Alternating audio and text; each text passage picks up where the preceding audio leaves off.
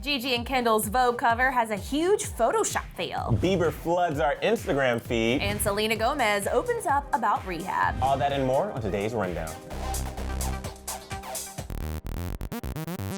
Today's episode of DHR is brought to you by Intuit TurboTax. Relax, there's TurboTax. What is up, guys? Welcome back to the Dirt. Erin, Yes. There's a lot of Gigi Hadid news, and it may not be so good. She's being accused of racism. I hate that story. But first, I have something that's a little more upbeat. Kim K, it's Throwback Thursday. Yes. So we are throwing it back to her first modeling gig, and she's so cute. So before she had Kimojis or Kimojis, whatever, Kim was just a Barbie girl in a Barbie world. So in honor of TBT, Kim Kardashian took to Snapchat to show off her first modeling gig in Barbie magazine. A really big deal. Watch Kim flip through the pages and show it all off. You guys, my first debut is in 1988 in Barbie magazine. Look at What a Star, reading star maps. Yep, she did say, quote, "Look at what a star, reading star maps." The special California issue sees Kim and some of her friends check out Los Angeles landmarks, including the Walk of Fame, and Kim just cannot get enough of how cute she was. Look, I love LA. How cute. So Kim was probably about 8 years old at the time. And she really was just a budding talent, such a wonderful model. And Shining star. Baby Nori's already doing some modeling. We saw her recently on Kim's Snapchat. She was modeling some of Kanye and Kim's new children's clothing line. So they're keeping the modeling in the family. But she was really into herself there. She really saw her raw talent as a child, Well, she just saw the potential, and we see that potential has blossomed into a huge star. I know, yeah, maybe she saw something that none of us did. So earlier in the day, Kim delivered another little time capsule, sharing a note that her sister Chloe wrote her back in high school, which is everything. It says, "Happy birthday, I love you very much. I know you get so mad at me when I borrow your clothes, but I will try to stop. I love you." Every time I look back at my old notes as a kid to my best friends, because we used to actually write notes and pass them in class, all of my notes, I'm like, "Hey girl, what are you doing?" Knowing that they're sitting next to me. I'm like, "I'm sorry I took your boyfriend. Please forgive me. I love you. You're my best friend." You're always admitting something bad in those notes. Oh my gosh, I have no notes. I was a nerd. No? No. You were like, "No notes, I'm focused on Seriously, chemistry." was focused, and I doubt anybody really wanted to talk. That's another story. That's not true. Erin, I was a nerd. Were you shy? I was really shy. And now really? I'm free. You blossomed. So, Erin, I have a little bit of sad news. No. Gigi Hadid is being accused of being racist. This time, a video has surfaced of her where she holds a Buddha cookie next to, I don't know why I said it so weird, but a Buddha cookie next to her face, and she makes the face with squinty eyes. And Agents of S.H.I.E.L.D. star came out, Chloe Bennett, and she's just not having it. So Gigi was called out for being racist when that video surfaced. Chloe penned a lengthy Instagram post after that was posted that was targeted at Gigi and later on Steve Harvey. And she included a photo of herself as a child, and the letter says, "Dear Gigi Hadid, as a kid and frankly as an adult, people would make fun of me for being Chinese, for having Asian eyes. I would laugh it off because it was always a joke, and if I didn't, I was being too sensitive. But in reality, it made me feel horrible. It hurts my heart to see someone like you, a beautiful young woman with so much influence, act in this inconsiderate way. This does not make you a bad person or racist. However, it does make you ignorant to the pain that your actions can cause others." Chloe then added that she was embarrassed of who she was, even dyeing her blonde hair to fit in. She then ended with the zing at Steve Harvey saying, "P.S. while I'm at it, Asian men are super sexy, so with all due respect, f*** you, Steve Harvey." Steve Harvey recently issued a public apology after mocking a dating book about Asian men, saying, "I don't even like Chinese food, boy. I don't stay with you no time."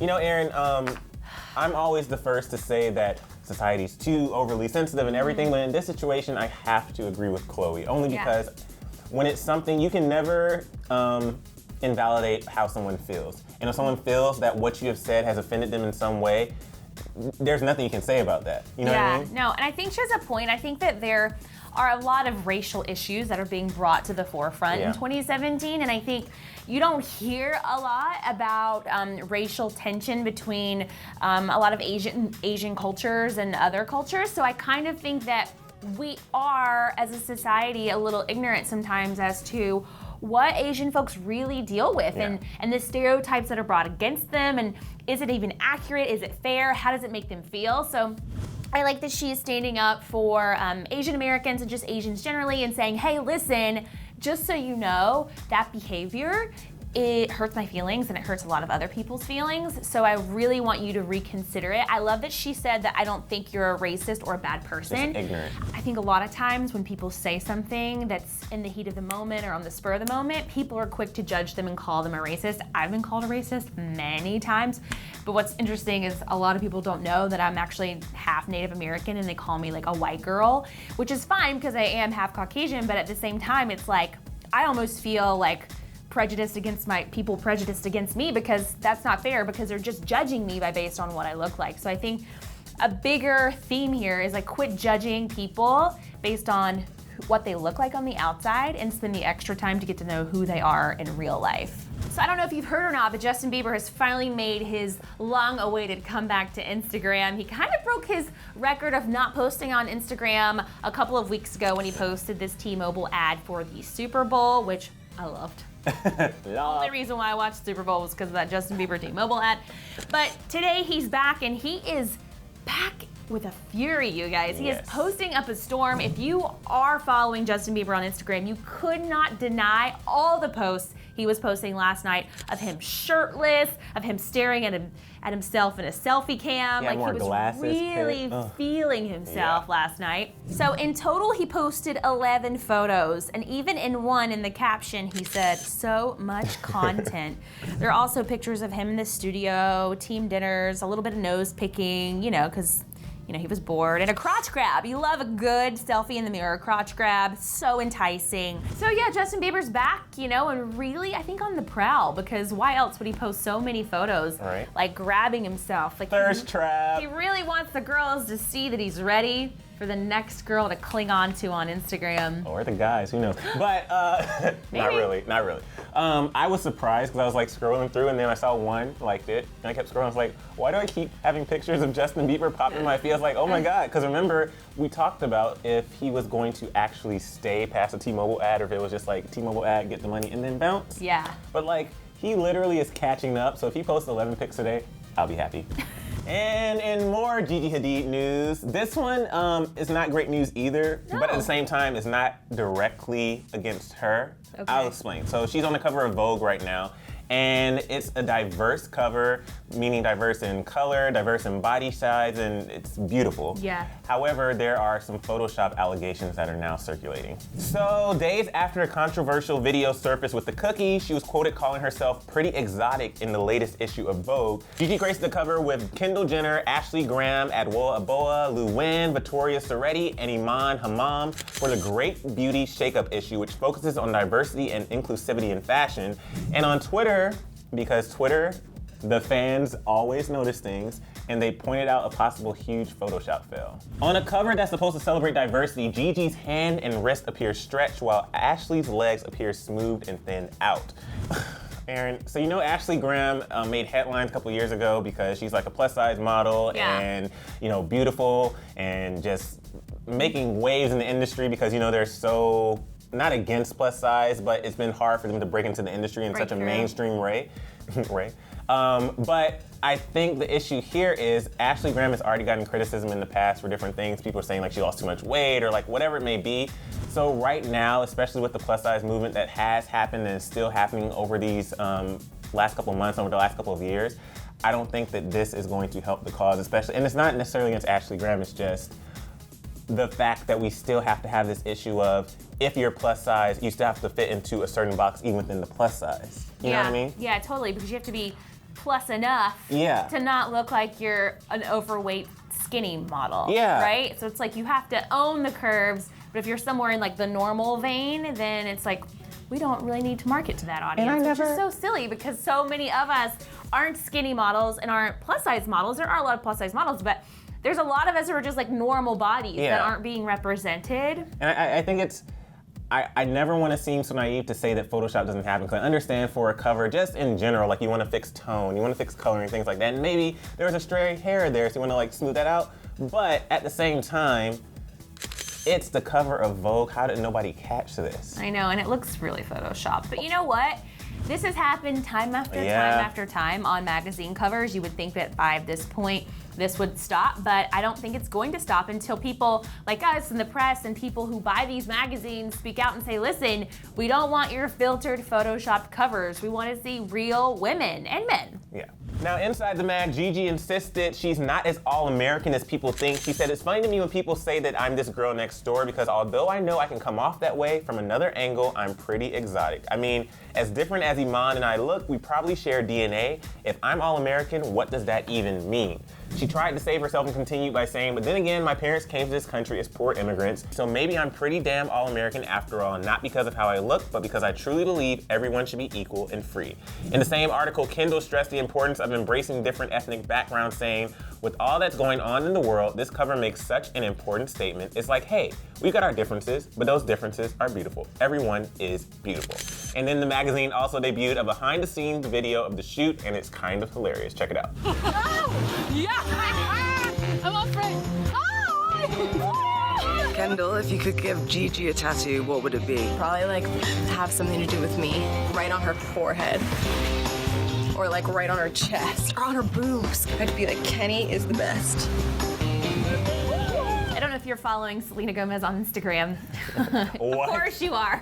But last night she took to Insta stories to kind of give us like a BTS of her latest little sit-down chat panel for her new Netflix show that she's executive producing called 13 Reasons Why.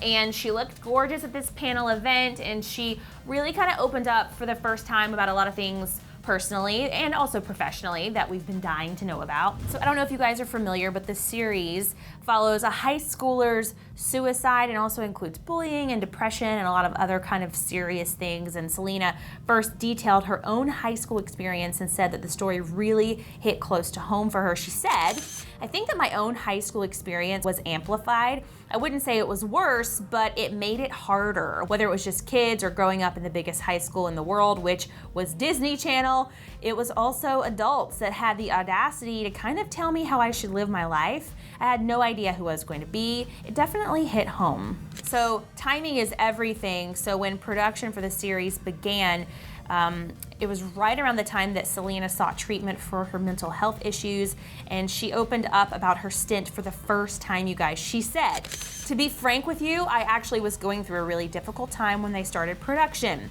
I went away for 90 days and I actually met a ton of kids in this place that were talking about issues that these characters are experiencing. Then she bashed social media, which is interesting. She said, I can't stand what they're looking at and what they think is reality.